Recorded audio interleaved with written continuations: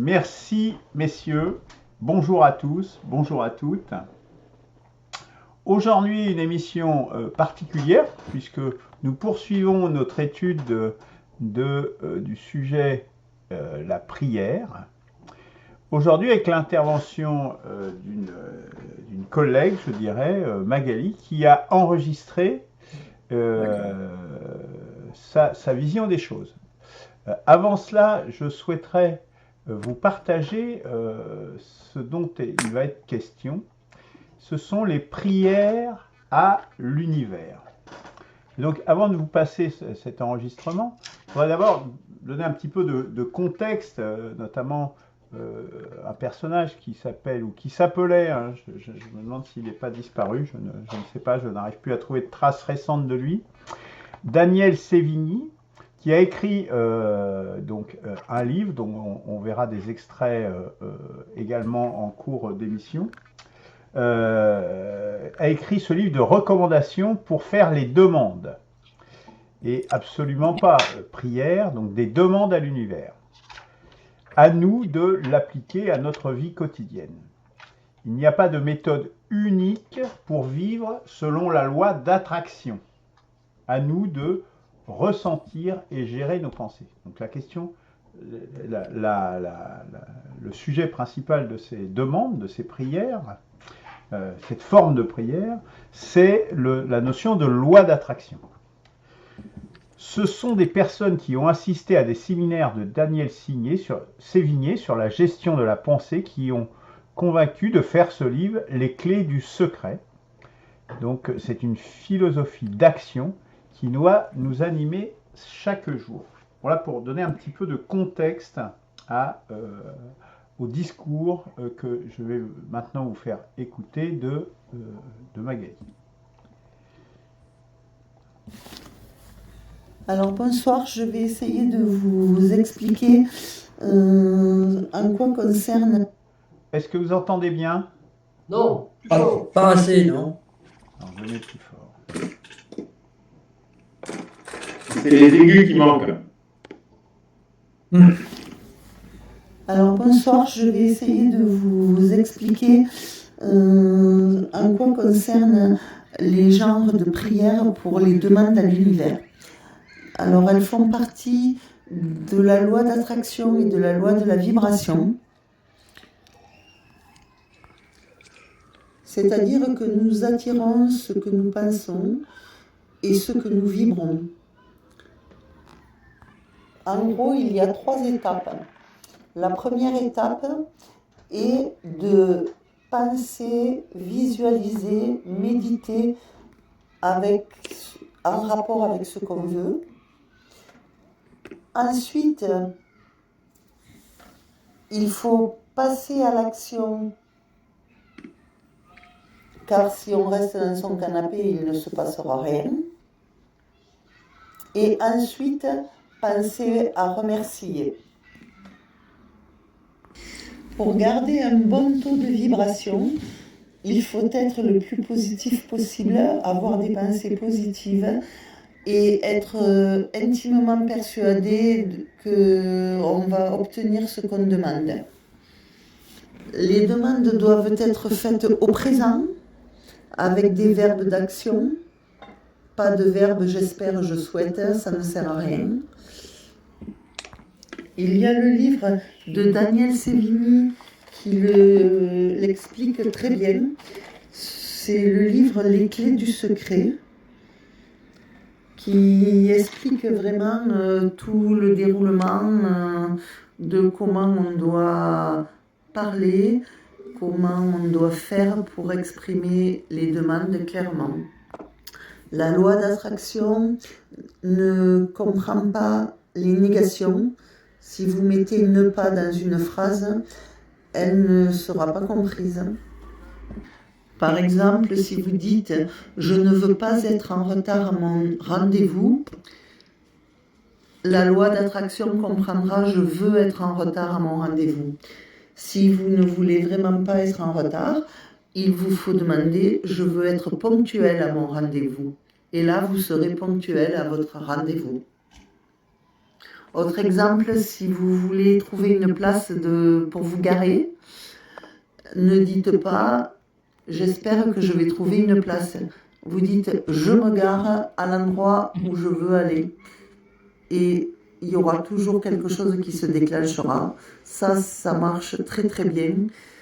Maintenant, il faut vibrer cette chose. Il faut que vous en soyez sûr et intimement persuadé au fond de vous. C'est un ressenti en plus des paroles. Si vous dites juste les paroles sans aucun ressenti ou avec une petite voix derrière qui vous dit de toute façon je ne trouverai pas de place, vous n'en trouverez pas. Nous vibrons aussi avec nos pensées. Nous envoyons des fréquences.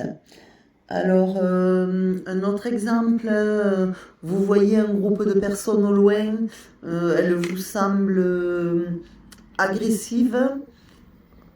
Si vous avez peur, les autres vont le sentir et vous risquez de finir agressé. Si vous les voyez de loin, vous dites bon, peut-être elles sont énervées pour quelque chose et vous les abordez grand sourire en leur disant bonsoir. Les personnes du groupe vous diront bonsoir et vous passerez sans problème et vous n'aurez pas de soucis avec. Tout cela évidemment en étant intimement persuadé et pas avec la petite voix qui dit le contraire dans votre tête. Donc tout cela est très subtil et il ne suffit pas de réciter une vague prière comme on peut en avoir dans quelque religion que ce soit pour que ça fonctionne. Il faut être à son écoute et prendre conscience de nos émotions. Et si elles sont négatives, gérer ses pensées pour les rendre positives. C'est une loi de la nature qui est validée par l'observation depuis de nombreuses générations. Pour que cette loi fonctionne, il faut aussi bien sûr qu'elle soit alignée avec vous-même, avec ce que vous êtes réellement, et pas être avec du paraître et de la supercherie pour le monde. En fait, pour en faire un résumé, ce serait que tout ce qui se vit à l'intérieur se reflète à l'extérieur. Et donc vos demandes doivent être en fonction de votre être profond. Vous avez aussi des vidéos sur YouTube de Cédric Michel qui explique parfaitement ce qu'est la loi d'attraction aussi. C'est une aide quotidienne pour des demandes de tous les jours. Et surtout, ne jamais oublier de remercier. Et même remercier le petit bonheur qui vient au moment où on ne l'attend pas. L'univers est attentif aux moindres signes, aussi bien en demande qu'en remerciement. Donc le matin, si vous vous levez et que vous dites dans votre tête « aujourd'hui ma journée sera bonne, je vais faire ceci, cela, tout va bien se passer, je vais réussir mon examen, je vais trouver la robe que j'ai envie de m'acheter ». Tout va se passer très bien dans votre journée si tout est aligné avec vous-même. Et le soir, eh bien, vous remerciez de toutes les bonnes choses qui vous sont arrivées dans la journée.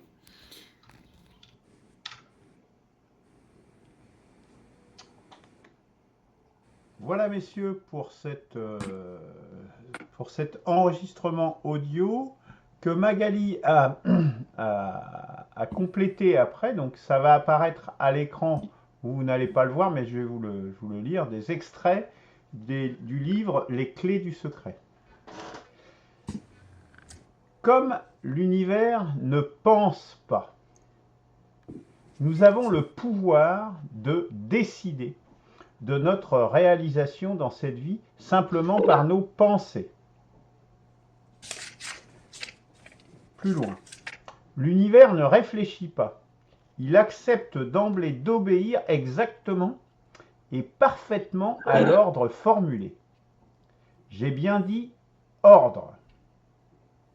Et encore plus loin. Ce qui est incroyable, c'est que l'univers ne commet jamais d'erreur. Tout réside dans la manière de formuler vos ordres. Il obéit à vos commandements. Je terminerai, si vous le voulez bien, par un extrait d'une interview de Daniel Sévigné. Donc je vais remettre le son un petit peu plus fort. Donc, il y a des règles de temps obligatoires. Donc, quand je donne un ordre... Parce qu'on ordonne. On ordonne, on ne demande rien, parce que l'univers ne fait rien. L'univers, elle exécute. Et pourquoi qu'elle exécute? Parce qu'elle ne pense pas, ne réfléchit pas, n'analyse pas. Donc, elle exécute. Voyez-vous, c'est toute la différence de ce qu'on a appris depuis... Depuis pas mal d'années, pas mal de temps, depuis toujours d'ailleurs. Mais depuis toujours. Donc, et là, c'est le pour l'auditeur, c'est un bouleversement total. De changer son mode de fonctionnement, qui n'est pas compliqué en soi, et de réaliser qu'il n'y a plus rien à demander, il y a juste à décider, et pour conclure, de mettre une notion de temps. Mais il faut toujours respecter la logique. Vous comprenez? Si vous demandez, par exemple, vous ordonnez l'ordre à l'univers de travailler dans un bloc opératoire, mais que vous n'avez aucune notion en médecine, ben, l'univers va vous le donner, mais vous allez être un homme de ménage dans le bloc opératoire. Voilà. Vous comprenez, là? Mais vous ne pensez pas que vous allez avoir un scalpel et que vous allez commencer à faire des opérations dans quelques jours. La connaissance, c'est du savoir, là. Ouais, Vous comprenez-vous, là? Donc, il faut que toujours que ça soit basé sur la logique. Parce que si vous demandez des trucs ridicules ou extravagants, ben, l'univers va vous le donner. Par exemple, vous rêvez d'un château de 42 pièces. Voilà. Donc, juste un dernier mot. Il faut bien voir que cette histoire de... Bon, là, on a cité des exemples français avec Daniel Sévigné, mais cette question de la loi d'attraction, en définitive, elle est connue internationalement. Il y a beaucoup... Si vous faites une recherche sur Internet, en anglais, en espagnol, c'est assez... il y a énormément de publications à ce sujet. Donc lui-même, je crois qu'il a vendu son livre à... Je ne sais plus si c'est à 50 000 exemplaires. Donc c'est quand même pas mal. Et les clés du secret. Et puis un peu dans la même veine, je dirais, même si c'est pas tout à fait la même chose, donc, sur ces spiritualités, je dirais, tout à fait modernes et un peu très particulières, je dirais, orientées autour de la loi d'attraction et de la pensée positive. Le bouquin de Lise Bourdeau, donc voilà, les 5 blessures de l'âme. 2 millions d'exemplaires vendus quand même. Donc pour donner quand même l'échelle de ce type de spiritualité. Voilà, bon, je pense que pour la présentation, bon, voilà, ça fait 13 minutes, oui, ça va, c'est pas trop long. Est-ce que je peux rajouter d'autres choses? En gros, voilà les différences. L'univers ne pense pas, ne réfléchit pas, n'analyse pas, il exécute. Donc ça, c'est ce qu'ils viennent de dire. Donc différence avec ce que l'on a appris depuis toujours dans les religions notamment. L'homme doit prendre son avenir en main. Ça, c'est un message fort. Attention, on ne peut pas demander n'importe quoi. Bon, ça, on vient de l'entendre. Et quelque part, c'est aussi... Alors moi, je fais un parallèle de cette loi avec les éléments de langage dans des communicants. C'est par rapport aux négations. Par exemple, ils ne disent pas mensonge, mais contre-vérité. Je ne sais pas si vous avez remarqué ce changement du langage. Parce que si vous dites mensonge, vous allez entendre mensonge. Mais je dis, c'est pas un mensonge, vous allez entendre mensonge. C'est le prédicat que vous allez entendre. Que contre vérité, vous allez entendre vérité. Et donc, ça va avoir une influence sur votre ressenti. Et ça, c'est les communicants utilisent ça. Je pense qu'on est totalement dans ce genre dans ce sujet. En définitive, c'est pour ça qu'ils utilisent ces astuces, je dirais, de langage, parce que ça a une influence réellement inconsciente, hein, sur notre comportement et sur notre ressenti. Voilà, messieurs, pour cela. Donc, qui souhaite réagir à cette présentation? J'entends du bruit là, tac, tac, tac, tac. Je sais pas qui fait. Ouais. Oui, parce que je tapais. Ah, d'accord. Ah, vas-y, Claude, alors. Ouais. Bon. Moi, alors, je pense que l'homme a une dimension divine, donc évidemment, il a une action sur l'univers, ça c'est certain, qu'il y a une interaction sur l'univers dont on n'a plus vraiment conscience aussi, parce qu'on s'est enfermé dans notre propre façon d'être, si je puis dire. Mais de là à en faire après une méthode de prière, des choses comme ça me paraît, moi personnellement, assez superstitieux. Qui plus est, il y a une dimension essentiellement individualiste, quoi. Si vous voulez être tranquille, vous, dans votre coin, et ben voilà, ben vous demandez à l'univers, ben si c'est à peu près correct votre demande, ben ça marchera, et puis voilà, c'est bon pour vous. Mais il n'y a pas du tout la dimension collective, quoi, de l'ensemble de l'humanité qui devrait être prise en compte si véritablement, pour moi, si c'était une véritable spiritualité. Pour moi, c'est pas de la spiritualité, ça. Alors, je vous dis ça parce que dans la révélation d'Arès, il n'y a pas de prière de demande. D'abord parce que Dieu sait déjà avant toi ce que tu as besoin. Donc, c'est pas la peine de lui demander. Dieu ou l'univers, si on veut l'appeler. Mais enfin, ceci dit, lui, Dieu, il réfléchit, il pense et il est capable de parler aussi. C'est pas juste un simple objet. Donc, il sait déjà à l'avance. Donc, pourquoi lui demander ? De même, pourquoi le glorifier, le louanger, il a déjà tout. Donc, c'est pas la peine. Tout ça, ça ne sert à pas à grand-chose. En fait, ce que dit la révélation d'Arès par rapport à la prière, elle dit la vraie piété, c'est prononcer ma parole, à condition que ça soit bien la parole de Dieu, pour l'accomplir. Donc, tout est dans l'accomplissement. C'est-à-dire, c'est l'action de l'humain qui est prépondérante à tous les niveaux. Après, on a des souhaits. Bon, moi, j'ai déjà remarqué ça des fois. Donc, quand j'étais dans certaines missions que j'ai pu faire, pour trouver une place de parking, oui, il y en a une qui se libérait bizarrement, juste au bon moment, voilà, sans que j'ai forcément formulé tout un tas de choses. Simplement, j'avais l'intention, je voulais la place de parking. Ça s'est fait, et ça s'est fait pas seulement pour moi, mais pour des tas de gens. Donc, l'exemple qu'elle prend, ok, il y a des choses qui fonctionnent. De là, en faire quelque chose de systématique. Et de rester finalement dans la prière de demande individuelle pour soi-même, j'ai tout de même quelques doutes sur cette approche entre guillemets spirituelle. Moi, je vois de l'ésotérisme et un truc, bon, on vend beaucoup de livres, oui, effectivement, mais ça me paraît quand même un peu fallacieux, de mon point de vue. Voilà. Eberhard, qu'est-ce que ça t'inspire? Il finit de manger son chocolat et je passe ma parole à Christian. D'accord. Non mais oh, moi je me mêle. Tu manges pas de chocolat là, juste un instant. Ah, je ne mange pas de ce pain-là. Bon, allez ça, d'accord. Allez, vas-y, Christian. Oui, alors, je suis plus sévère encore que Claude. Moi, je suis très, très réservé par rapport à tout ce que je viens d'entendre. Attention, réservé dans la mesure où ce que nous venons d'entendre relève d'une étude sur la spiritualité. Et ça relève de développement personnel, de coaching, voire de méthode Carnegie pour mieux vendre. Hein, ou pour mieux se sentir les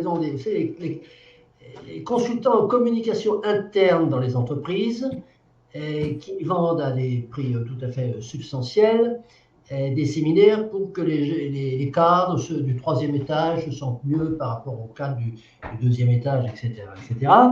Donc, pour moi, ce que je viens d'entendre, c'est cette loi de l'attraction. Il y a des tas de choses qui ressemblent à ça, qui ont d'autres noms et qui ne se cachent pas du tout, d'ailleurs, sous des travestissements pseudo-spirituels, mais qui se vendent carrément comme des techniques de coaching pour être mieux dans sa peau ou pour être plus à l'aise dans son rôle de cadre. Voilà. Bon.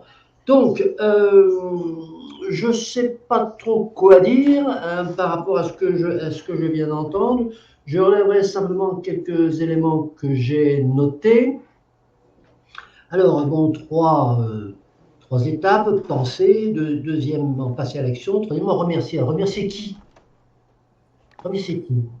L'univers. L'univers. Ah oui, alors, la prière.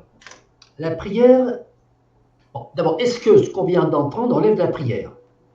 Alors, admettons que ça relève de la prière, que ce soit une définition de la prière, pourquoi pas. C'est une prière de demande. Attention. Hein. Or, Claude vient de dire quelque chose, je suis tout à fait d'accord. La prière, pour moi, et j'exposerai en détail la façon dont je vois les choses, mais pas la façon dont je vois personnellement les choses, mais la façon dont les hommes, depuis le néolithique ou pré-néolithique, ont, disons, investi cette posture de la prière, et ce n'est pas, en tout cas, essentiellement une demande. Hein. C'est une recherche vers... bref. Donc faire une synonymie, faire une équation d'égalité entre prière et demande, ça me paraît pas répondre à la question que nous avons à traiter. À partir de là, remercier l'univers, parce qu'on emploie des mots plus positifs. Bon, ça, toutes les écoles de vente, hein, vous apprennent ce truc-là. Par exemple, bon, moi j'ai monté des services de phoning dans l'entreprise, téléphonique. Par exemple, on ne doit jamais poser des questions ouvertes, du genre quand est-ce que souhaitez-vous avoir rendez-vous? Non, on leur dit, madame, est-ce que vous êtes d'accord pour avoir rendez-vous mardi 24 à 15h?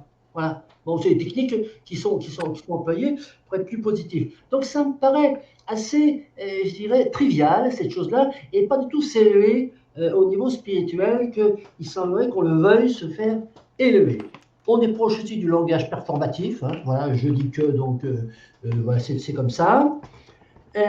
Quoi d'autre? Alors, l'univers, c'est basé, soi-disant, cette affaire, sur un principe, un axiome, que l'univers ne pense pas qu'il exécute. Pour qui se prend-on? Mais l'homme lui pense. Ah oui, l'homme est bien au-dessus de l'univers. L'homme y pense, et parce qu'il considère que l'univers est un âne batté, qui ne fait qu'exécuter les lois de la gravité, hein, eh bien, lui, il va construire toute une espèce. Non, bon, attendez, c'est le contraire. Hein. Nous ne sommes rien, trois fois rien, voire des idiots qui font semblant de réfléchir. Et la toute-puissance, c'est l'univers. Donc, c'est exactement le contraire. L'homme doit prendre son avenir en main. Non, mais l'homme ne prendra jamais son avenir en main. Il faut arrêter de dire ces choses-là. L'autonomie n'existe pas. N'a jamais existé.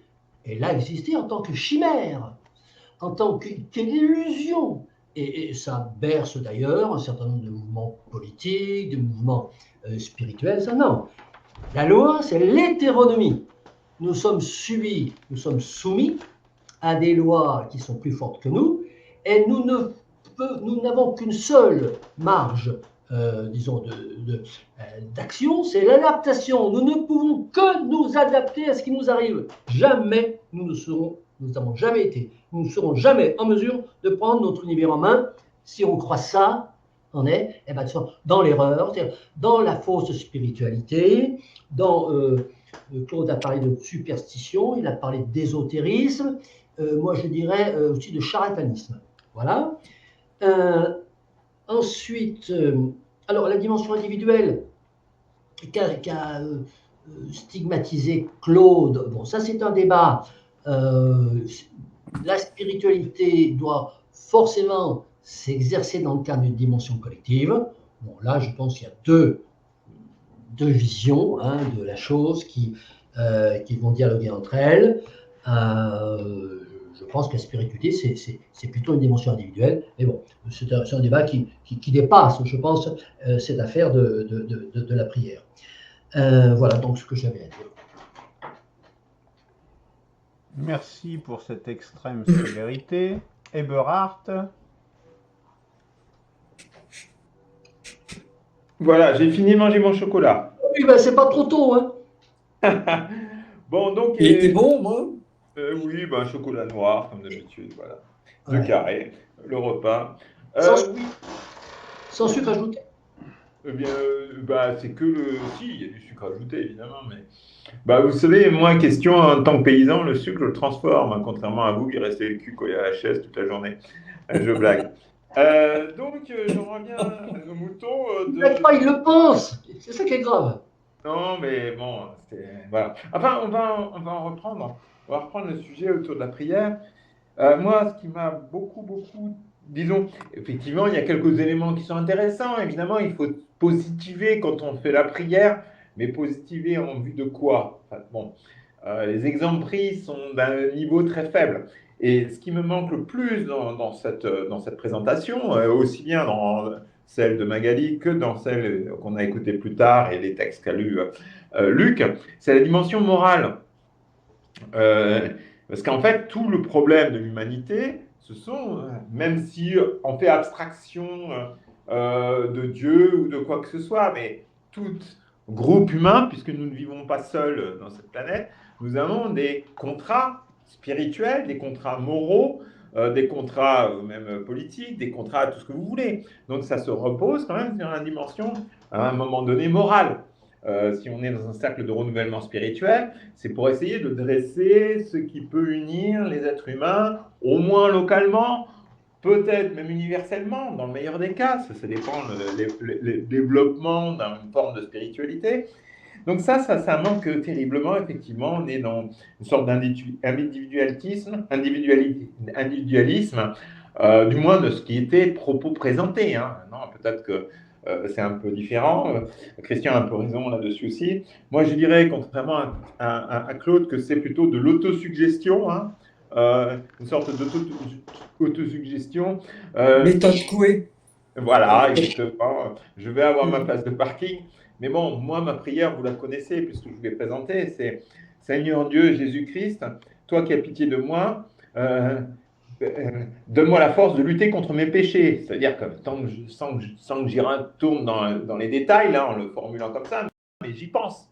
Et donc, j'ai commis des erreurs, j'ai commis des péchés, j'ai commis des fautes, et donc je vais essayer de m'améliorer. Et on ne sent pas ça du tout dans cette présentation, nullement. Et aussi, quand il y a un moment donné, je crois que non, c'est pas Magali, c'est le monsieur qui dit l'univers obéit à nos commandements. Mon Dieu, nous, hommes, qui sommes donc les rois de l'univers, parce que c'est ça que ça sous-entend. Hein. Et je voudrais vous rappeler, dans ce domaine de mots univers, ce qu'écrivait Simone Weil, où elle dit, au terme de telle méditation, ça c'est dans mon texte sur le bien, hein, que vous avez aussi sur le site, on parvient à une vue extrêmement simple de l'univers. Dieu crée, non qu'il a produit quelque chose hors de lui, mais qu'il s'est retiré, permettant à une partie de l'être d'être autre chose que Dieu. À ce renoncement divin répond renoncement de la création, c'est-à-dire l'obéissance. Donc, en fait, c'est à nous d'obéir en fait à la création. C'est ça que dit en fait Simone. L'univers tout entier n'est autre chose qu'une masse compacte de l'obéissance. Donc, ce n'est pas nous qui faisons obéir la création, c'est le contraire. Hein. Et je pense que Simone, elle a un niveau, je pense, supérieur à ce que j'ai entendu tout à l'heure. Donc, cette masse compacte et parsemée de points lumineux. Donc il y a à la fois les gens qui sont plutôt lumière et d'autres qui sont plutôt sombres. Et chacun de ces points est la partie surnaturelle de l'âme d'une créature raisonnable qui aime Dieu et qui consent à obéir. Alors, on pourrait dire à la place de aime Dieu, on pourrait dire aime l'univers, comme vous voulez. Mais dès qu'il y a obéissance, respect des nécessités, hein, pas seulement consentement aux nécessités, qu'on soit théiste ou pas, ça revient au même. Les nécessités sont là. Donc ça, c'est moi qui commente en plus. Et le reste, là je reviens à Simone, le reste de l'âme est pris dans la masse compacte, ça veut dire tout ce qui est naturel. Les êtres doués de raison qui n'aiment pas Dieu sont seulement des fragments de cette masse compacte et obscure. Donc ils sont plutôt noirs, c'est-à-dire tout ce qui est amoral ou qui se va contre la morale, etc. Eux donc aussi sont obéissance, mais seulement à la manière d'une pierre qui tombe. Leur âme est aussi une matière psychique soumise à un mécanisme aussi rigoureux que celui de la pesanteur. Là, on rejoint en quelque sorte, ça c'est mes commentaires, on rejoint en fait à ce qu'il disait comme quoi les lois d'attraction. Mais moi, je parle donc, c'est Simone qui parle de la pesanteur, mais en montrant que ceux qui se foutent de la dimension morale de la vie, donc ils sont eux aussi obéissance, mais il ne faut qu'on tombe, ils ne peuvent pas s'élever. Alors là, je reviens à Simone, même leurs croyances ont leur libre arbitre. Hein, on revient là en fait à ce que présentait en fait Magali. Les illusions de leur orgueil, leurs défis, les révoltes, tout cela, donc tous ceux qui se révoltent et qui veulent l'écologie mais sans se baisser pour nourrir l'humanité, par exemple, hein, ce sont simplement des phénomènes aussi rigoureusement déterminés que la réfraction de la lumière. Considérés ainsi comme de la matière inerte, donc ces hommes qui ne consentent pas en fait aux nécessités, les pires criminels, donc là on a la dimension morale, puisque quand on est criminel, on a fait quelque chose un crime. Donc ils font partie de l'ordre du monde, et par suite de la beauté du monde, même ceux qui sont criminels. Hein. Tout obéit à Dieu finalement, par suite, tout est parfaitement beau. Savoir cela, le savoir réellement, c'est être parfait comme le Père céleste est parfait. Donc quand on est dans le consentement et qu'on a bien vu en face toutes les nécessités, qu'on dise je crois en Dieu ou pas, c'est la même chose. Et ce que je trouve malheureusement faible dans cette dimension, que Christian a présenté comme ça, que Claude a présenté autrement, j'ai du mal à voir qu'est-ce que ça peut faire un renouveau spirituel, hein, comme titre de notre cercle. Merci beaucoup, Eberhard. Bon, eh bien moi, je vais faire l'avocat de la défense. Parce que si vous critiquez tant cette loi de l'attraction, c'est qu'elle vous semble en définitive triviale. Si elle est triviale, certes, peut-être qu'elle est triviale, c'est qu'elle fonctionne. Je m'en pose en faux, cher maître. Comment? Je m'en pose en faux, cher maître. Je n'ai pas dit ça. J'ai bien parlé de pesanteur tout à l'heure. Attends, je réponds à tout le monde. Je ne réponds pas à une personne en particulier. Hein. Je réponds à vous trois. Donc, oui, je pense que c'est cette pensée positive, elle entre tout à fait, cette loi d'attraction, je pense qu'elle entre tout à fait, c'est la volonté aussi, c'est tout à fait spirituel. Je vous rappelle la définition qu'on avait donnée, d'ailleurs Eberhard l'a partagée avec moi, de la spiritualité. Activité de l'esprit, conscient et inconscient, âme, personnelle et collective, de recherche, d'émerveillement et de consolation face à un cosmos en partie mystérieux, parfois angoissant, afin de nous permettre d'y vivre plus sereinement. Le mot-clé, évidemment, enfin, il y a plusieurs mots-clés là-dedans, hein, cosmos notamment, qui fait référence clairement à l'univers, mystérieux, mais permettre d'y vivre plus sereinement, je crois qu'on est complètement là-dedans. Et le succès, justement, suite à ce niveau zéro des religions et des spiritualités, cette recherche de sérénité, alors certes imparfaite, et j'y reviendrai, elle répond tout à fait à ce besoin de spiritualité. Donc, effectivement, il y a certainement des gens qui font du commerce de ça, il n'y a aucun doute là-dessus. Il y a des gens qui sont sans doute des charlatans ou des choses comme ça. certes, mais cette pensée positive et cette loi d'attraction que vous avez constatée visiblement vous tous, elle existe et elle fonctionne. C'est-à-dire, c'est s'aligner avec l'univers, avec la pierre qui tombe, comme tu dis, Ebra. Ça veut dire que dans ce contexte, comme il l'a dit d'ailleurs Sévigné, on ne peut pas demander n'importe quoi. On n'est pas en dehors, justement, on est pleinement plongé dans l'univers et on ne peut pas faire et prier n'importe quoi. Je pense que c'est... et puis l'univers, Dieu, moi je veux bien, hein, cette chose anthropomorphique, je veux bien qu'on y fasse sans cesse référence, mais jusqu'à preuve du contraire, son existence n'est pas prouvée. Or que celle de l'univers, elle est prouvée, nous la constatons à chaque instant. Donc déjà, pour ce truc-là, déjà, je pense que ça peut calmer déjà un certain nombre de choses, parce que toute cette projection anthropologique sur un Dieu totalement virtuel, là, au moins, on est dans un bain cosmique qui est parfaitement réel, concret et constatable, prouvé. Alors après, bon, sur ce que disait Christian, par exemple, sur les prières, que c'est pas le but de la prière de faire des demandes. Mais bien sûr que si, c'est le but des prières. Tous les ex-voto, qu'est-ce que c'est que ça? Les ex-voto, ce n'est que cela, ce ne sont que des demandes. Donnez-moi un fils, faites que j'ai une bonne récolte, etc., etc. C'est justement se prémunir par rapport aux aléas, aux mystères, aux angoisses dans lesquelles nous baignons dans cet univers. Les prières sont essentiellement cela. Faites que mon fils ne soit pas tué à la guerre, etc. Enfin, il est bien évident que la prière est en premier lieu, je ne dis pas que c'est la seule chose, mais en premier lieu est bien évidemment une demande. Alors,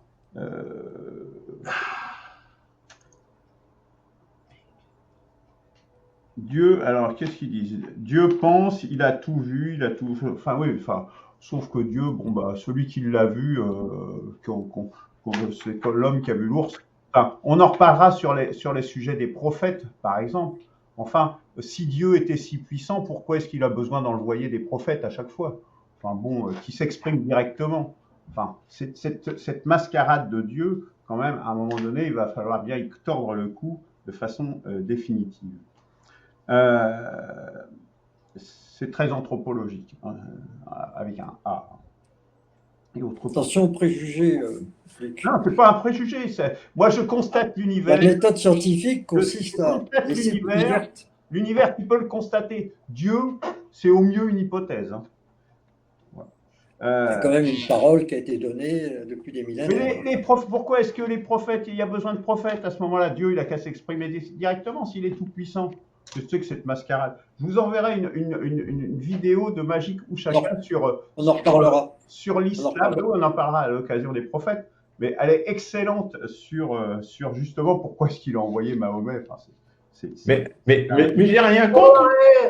Pas de ping-pong. Bon, je ferme la parenthèse. Alors, deux points importants malgré tout, qui effectivement, je pense, manquent dans cette dimension, loi d'attraction et tout ça, qui est quand même, je le répète, significative, car elle est reprise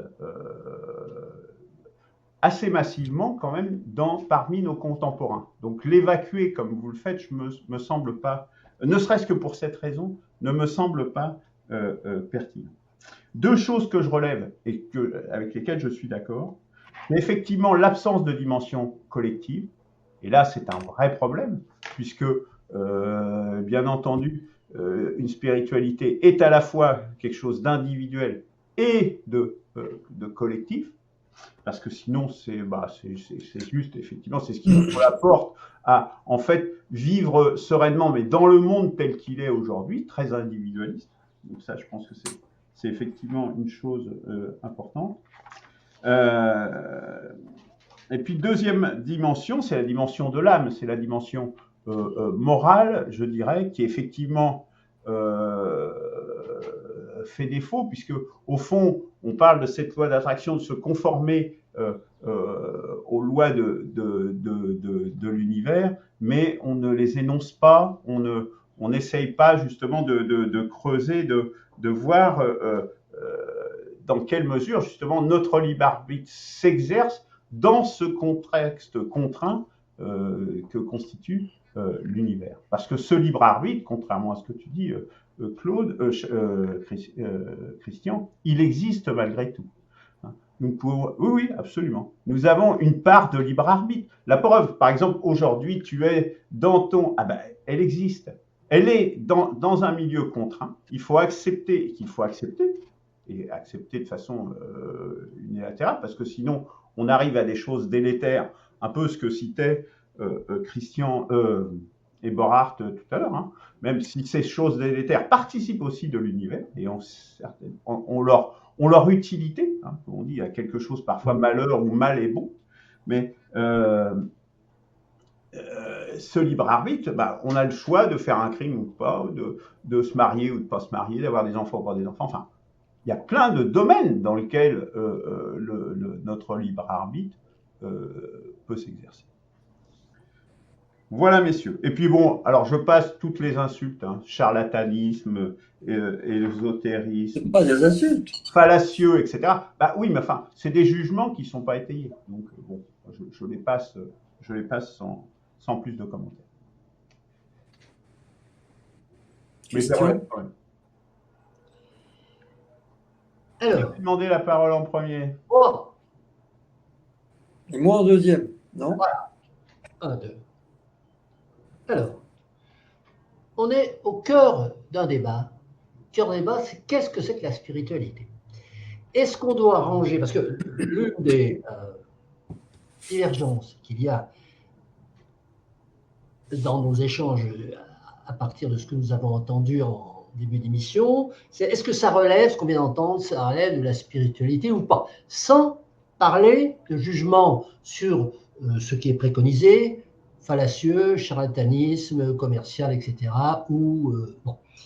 Est-ce que ça relève de la spiritualité ou pas? Et là, et donc, moi, j'accuse amicalement notre cher ami Luc de forcing intellectuel.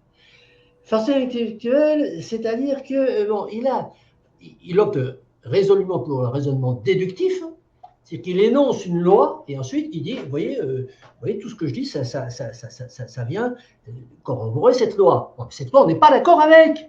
C'est-à-dire que lorsqu'il donne la définition de la spiritualité, il a dit, nous avons conclu, nous avons été d'accord en consensus sur une définition de spiritualité. Il n'y a pas de consensus. Bon, c'est pour ça que Luc et Eberhard, j'ai bien dit. Il y a un cercle ici. Oui, mais ça laisse penser, on va repasser l'enregistrement. Lorsque tu as dit, tu n'as pas eu, je dirais, suffisamment, tu n'as pas eu d'honnêteté, tu n'as pas eu suffisamment d'honnêteté pour dire, il y a certains parmi nous qui ont cette définition de la spiritualité, alors que d'autres ont une définition complètement différente. C'est-à-dire que... À ma décharge, au même temps que je disais cela, je présentais à l'écran, et ça apparaîtra dans la vidéo, que c'est bien Luc et Eberhard qui ont cette définition. Ok, alors, très bien. La vidéo, ça apparaîtra comme ça. Cette composante, Mathieu d'ailleurs et Eberhard sont tout à fait d'accord avec, mais ça, on ne va pas en débattre de ça. Cette composante, la spiritualité, c'est quelque chose qui nous amène à nous rassurer, etc., face à l'angoisse, etc., etc. Bon, c'est ta définition de la spiritualité. Ça n'est pas, en toute façon, la mienne. Je dirais que dans la mienne, c'est totalement exclu. On ne cherche pas à se rassurer quand on rentre dans une démarche spirituelle. On cherche autre chose. Bon, après, on se rassure lorsque... dans n'importe quelle démarche, et il y a un moment où on se rassure si on est sur la bonne voie ou qu'on va dans une impasse, ou on rentre contre un mur, si on n'y arrive pas. Bon, voilà. Alors, rechercher à se rassurer, moi ce que je dis, ça c'est la religion, c'est pas la spiritualité. Donc, à partir du moment où tu dis la spiritualité c'est la recherche de se rassurer, eh bien, ces techniques Carnegie qui positive toutes nos façons de chercher une place de parking, eh ben, c'est de la spiritualité. Bon, évidemment, si tu donnes ces définitions-là, voilà. Bon, c'est pour ça que je dis qu'il y a un biais dialectique. Ensuite, cette polémique sur l'existence, cette polémique, je dirais même, c'était d'affrontement, hein, sur Dieu existe ou n'existe pas, c'est pas prouvé, alors que l'univers existe, c'est bien prouvé. Bon. Ça, c'est une petite guéguerre entre gens à propos de la religion. Je pense qu'au niveau de la spiritualité, on s'en fiche pas mal, hein, de savoir si Dieu existe ou n'existe pas, et que comme c'est pas prouvé qu'il n'existe pas, il faut adorer l'univers. Bon, c'est des querelles, je m'en fiche, comme dirait Léon Ferré. Alors ensuite, alors, la prière, c'est toujours une demande. Ah oui, alors, évidemment, si on prend la définition de Luc, la spiritualité, c'est ce qui nous amène à un état où on va être rassuré. On fait une demande pour gagner un loto, pour que tout aille bien, pour qu'on trouve une place de parking. Donc, la prière est toujours une demande. Alors, si tu dis statistiquement, oui, statistiquement, les 10 milliards d'individus sur Terre qui font des prières font de la demande, peut-être. Bon, nous, on n'est pas là, on n'est pas des statisticiens, on n'est pas le GIEC de la pensée spirituelle. Bon, nous sommes des chercheurs. Et donc, si on cherche, on s'en fout pas mal de la statistique. C'est-à-dire, on dit qu'est-ce que la prière devrait être dans le cadre d'une vraie spiritualité. Une vraie spiritualité, c'est notre recherche. Une vraie prière, c'est notre recherche. Et donc, voilà.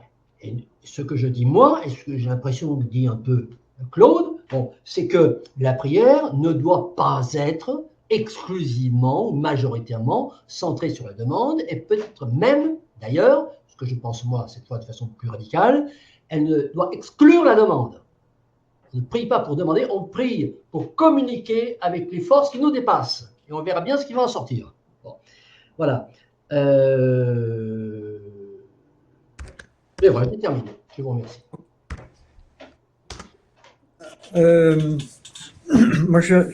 Luc, mon cher Luc, la loi d'attraction, moi je crois qu'elle existe. Il y a quelque chose qui existe, mais c'est bien plus complexe et bien plus éloigné de nous que la façon dont on en fait une sorte de truc. Parce que là, c'est un truc, quoi, toi. Et là, c'est là où c'est trivial. Et là, c'est là où je rejoins ce que dit Christian. Si, tu peux pas faire de la loi d'attraction un truc. C'est pas aussi simple que ça. Ah, je demande, et puis hop, il va faire, et puis il est bête, il va obéir. Enfin, non, tout ça, pour moi, c'est ridicule. C'est un niveau de ridicule incroyable. Ça nie totalement notre propre dimension justement divine, c'est-à-dire qu'on est créateur et on est co-créateur de ce monde, et d'une certaine manière on a aussi une intervention sur l'univers. Mais ça on le sent pratiquement plus aujourd'hui. Dans l'état dans lequel nous sommes devenus tellement rikiki qu'on ne le voit plus. Donc de là à faire des trucs, c'est une forme de magie, si tu veux, qu'on remet en place. Mais ça détourne encore l'homme, à mon sens, de ses véritables responsabilités qui sont s'il doit y avoir la justice, c'est parce qu'on devient juste. Voilà. S'il doit y avoir de l'amour, c'est parce qu'on commence à aimer. S'il y a du pardon, c'est parce qu'on pardonne. C'est aussi simple que ça. Enfin, moi, de mon point de vue. Hein. Et là, il n'y a pas besoin de demander. Combien il y a eu de demandes? Alors, la prière de demande, combien il y a eu de demandes des femmes quand leur mari partait à la guerre ou leur fils partait à la guerre et qui n'ont jamais été accomplies? Et combien de fils sont morts, etc. Alors, tu as quelques ex-voto dans les églises, oui, mais combien n'ont pas été réalisés? Sinon, on n'aurait pas eu tout ce mal sur cette terre si on demandait, s'il suffisait de demander. La demande, la prière de demande est essentiellement religieuse, mais c'est un détournement de la prière. Parce qu'il n'y a pas d'accomplissement en fait de l'homme, justement, quand il demande à quelque chose de magique et de mystérieux qui est autour de lui, au lieu de faire sortir ce qui est transcendant de lui-même. Vous voyez la différence? Donc oui, on reste dans le registre, je suis tout à fait d'accord avec Christian de ce point de vue-là. Même si je ne partage pas son idée au niveau du libre arbitre et que l'homme doit prendre son avenir en main, oui, je pense que l'homme est capable de prendre son avenir en main, mais à condition qu'il se change d'abord lui-même, qu'il se prenne en main lui-même. Nous sommes co-créateurs de nous-mêmes. Ça, on l'a toujours plus ou moins gommé. Et la prière, pour en revenir à elle, elle a d'abord une dimension, puisque c'est se changer d'abord soi-même, elle a une dimension individuelle, essentiellement individuelle. Parce que chacun a son sentier en ascension spirituelle. Chacun, ça ne peut pas être un truc uniforme. Donc la prière collective, qui encore aussi est une forme religieuse, c'est quelque chose qui n'a pas d'intérêt. On peut la faire ensemble, collectivement, bien sûr, on se sent tous unis, mais qu'elle soit uniquement collective, tous comme si on passait à un niveau, étant tous nivelés et uniformisés. Non, parce que chacun a sa propre dimension spirituelle à faire, à mettre en avant. Mais cette prière individuelle pour se changer soi-même, c'est toujours dans l'optique de changer ce monde aussi. C'est le changement du monde. Derrière, si l'homme se change, le système, tout ça se changera, quoi. Si l'homme change ses relations avec lui-même et avec l'autre. C'est ça le fond de l'affaire. Et le fond de la prière, donc, c'est pour entretenir ce changement-là. Ça, c'est la spiritualité. À mon avis, elle se situe totalement là. Là, le truc que tu nous as présenté, loi d'attraction, je ne suis pas contre. Mais en faire un truc comme on le fait, non, ça me gêne beaucoup, personnellement. Voilà. Et je voulais dire un autre truc, mais je ne me rappelle plus ce que c'était. Bon. Voilà. Donc, loi d'attraction, je ne suis pas contre, hein, du tout. Mais de là à comprendre comment ça marche, c'est beaucoup plus complexe et subtil qu'on ne le croit. Et il y a effectivement tout un tas de coïncidences aussi qui se passent, des choses bizarres en permanence. Tout le monde a vécu ça. Mais pour autant, est-ce qu'on doit en faire un truc? Alors, je ne pense pas que ça soit un truc. Hein. Si tu disais ça à Magali, je pense qu'elle ferait des bons comme ça. Parce que c'est un état. C'est un état, justement, d'être en accord avec l'univers. Ce n'est pas un truc. Pour que tu n'aies pas, je pense que c'est important dire, au fond, dans ton inconscient, que tu aies une petite voix, que tu sois convaincu parfaitement de ta prière, de ta demande, pour pas que tu aies cette petite voix, c'est pas simplement un truc. Si c'était un truc, bah, tu l'aurais, cette petite voix, ça serait pas vraiment gênant. C'est vraiment un état d'esprit. Oui. Mais cet état, quand tu t'efforces d'aimer, de pardonner, d'être en paix, etc., cet état, c'est automatique en toi. Il y a quelque chose d'autre qui sort en toi. C'est ça le fond de l'affaire. Tu n'as pas besoin de le demander intellectuellement, je dirais. Ce n'est pas mentalement que ça se passe, ce genre de choses. Même si tu restes en pensée positive, tu vois. Bon, moi j'en ai connu pas mal de gens qui étaient dans la pensée positive et qui déployaient ce genre de choses, mais c'est toujours pour le bien-être individuel de telle ou telle personne. Il n'y a pas du tout la grande dimension de spiritualité de l'homme. Pardon. Oui. À mon sens. C'était juste pour... Juste un mot. Attends, Everard peut-être veut intervenir. Non, moi j'ai rien à ajouter. Une seconde. À propos du truc, non, je n'irai pas, je vais dire truc. Chercher comment le qualifier. En fait, c'est de la psychothérapie. Ouais. Ce n'est pas la spiritualité, c'est la psychothérapie. Voilà. Alors, psychothérapie, après, je valide commercialisme, ça peut être charentalisme si c'est mal fait, voilà. Mais il y a un aspect commercial et un aspect très individuel, psychothérapie, qui ne s'élève pas au niveau de la spiritualité. Voilà, c'est là que me paraît se situer le gap. Bon. Merci messieurs, je pense qu'on en restera là. Je pense. Ouais. Ah, mais attends. Ah, mais mon enregistrement s'est arrêté. Bon. Mais c'est intéressant ce que ça permet comme échange, hein, véritablement. Bon. Ouais. Ok. Il y a plein de niveaux, c'est pas facile, quoi. J'ai un enregistrement de secours. Hein. Moi, oui, j'ai un enregistrement de secours aussi parce que je vois que ça s'est arrêté à 28 minutes. Donc, du coup, je ne sais pas du tout à combien on est. Ah ouais, il me manque une demi-heure quand même. Bon, j'ai regardé si mon enregistrement de secours fonctionne bien. Sinon, moi, j'ai enregistré. Toi, tu as aussi, d'accord. Ouais. Okay. Bon, Luc, on t'aime, hein. Oui, bien entendu. On ne saurait se passer de toi. Oui, non, mais c'est bien d'avoir une touche féminine qui vient nous rejoindre. Et donc, oui, ça c'est chouette. Ça c'est super. Voilà. Ouais. Bravo. Tout à fait. Merci de votre condescendance. Bon week-end. Bon, pas condescendance. Moi, je viens d'apprendre. On a terminé le sujet.